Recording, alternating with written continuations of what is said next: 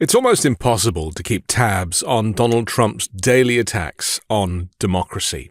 FBI Director Kash Patel announced that federal agents had arrested Milwaukee County Circuit Court Judge Hannah Dugan in connection with an immigration-related case. The arrest stems from an incident on April 18, during which Dugan is accused of interfering with Immigration and Customs Enforcement agents who were attempting to detain an individual present in her courtroom. Patel's post, which was later deleted, alleged that Dugan intentionally misdirected agents away from their target. Federal authorities charged Dugan with 2 felonies: obstructing or impeding an arrest and concealing a person to prevent their apprehension.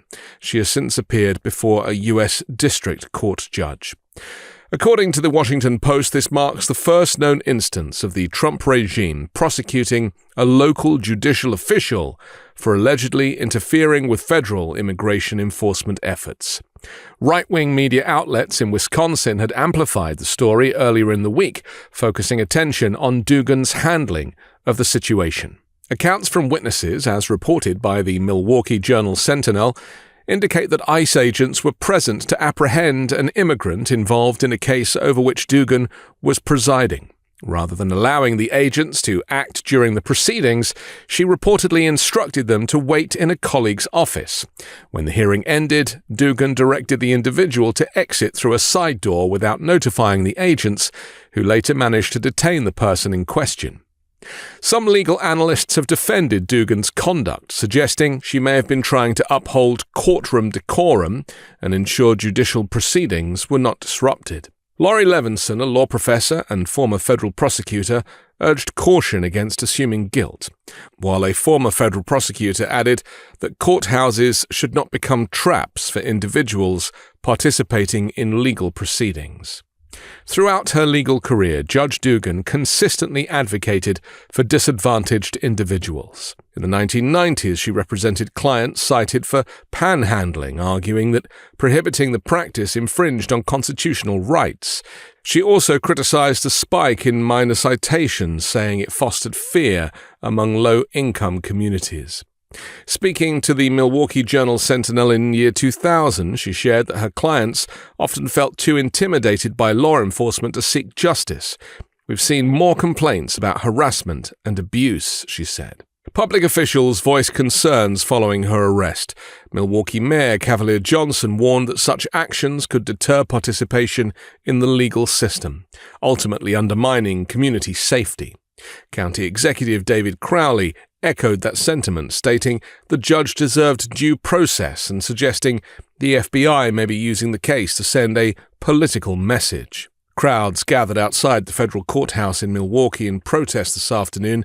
Demonstrators held signs reading "Hands off our judges," calling the arrest an assault on judicial independence.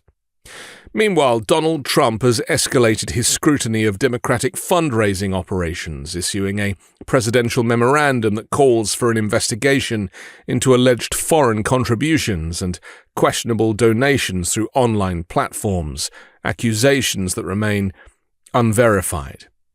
Yesterday, Trump directed the Attorney General to examine claims that online fundraising tools are being used to funnel illegal straw donations and foreign funds into U.S. political campaigns, actions that would violate federal law. The announcement appears to take direct aim at ActBlue, a major digital fundraising platform widely used by Democratic candidates and causes. Anticipating such a move, ActBlue's president and CEO, Regina Wallace-Jones, addressed supporters earlier this week, warning of a likely executive order and the chilling effect it could have on political engagement. "There is a coordinated effort to sow doubt in our democratic system," she wrote in an email. "This is just another iteration of the big lie. But nothing will stop us from empowering millions to participate in democracy." Trump's directive is part of a broader strategy that critics say is designed to hinder Democratic campaign infrastructure. According to the New York Times, this memo follows a pattern of partisan policy decisions intended to weaken the left's ability to fundraise and organize ahead of future elections. Despite the lack of concrete evidence, claims about ActBlue's alleged vulnerabilities have circulated widely in conservative circles. Elon Musk has repeatedly criticized the platform online, at one point suggesting something stinks about ActBlue. In his memo, Trump said ActBlue detected at least 22 significant fraud campaigns in recent years, about half of which originated abroad.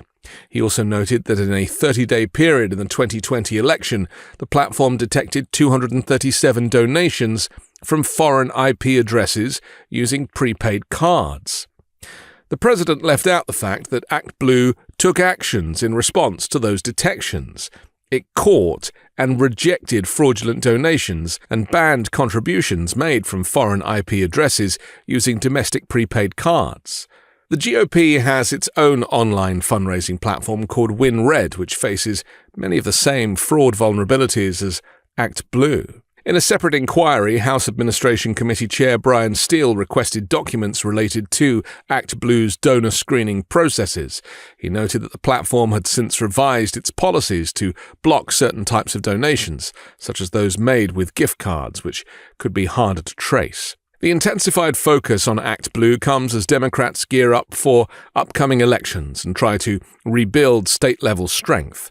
On the same day as Trump's memo, the Democratic National Committee revealed a new plan to bolster local party infrastructure through recurring financial support, prioritizing additional resources for traditionally Republican-leaning states.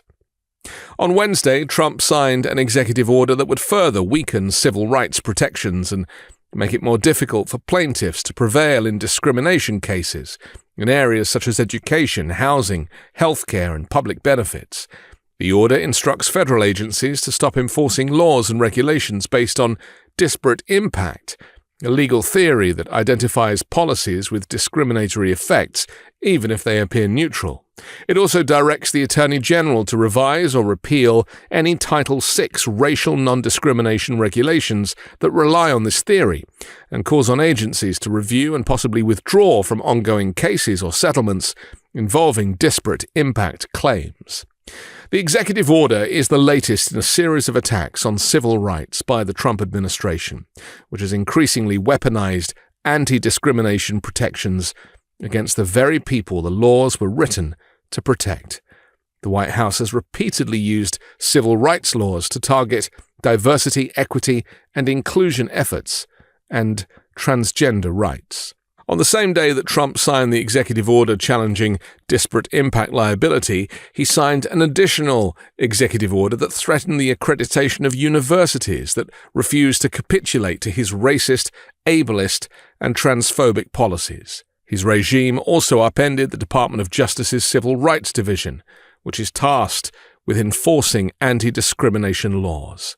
In less than 100 days, the Trump regime has taken an axe to the very foundations of American democracy. His is a government ruled not by and for the people, but by and for one deeply flawed and unhappy, cruel man.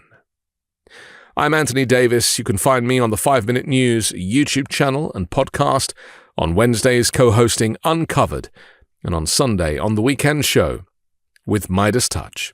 Love this video? Continue the conversation by following us on Instagram @MeidasTouch and help us blow past 1 million followers.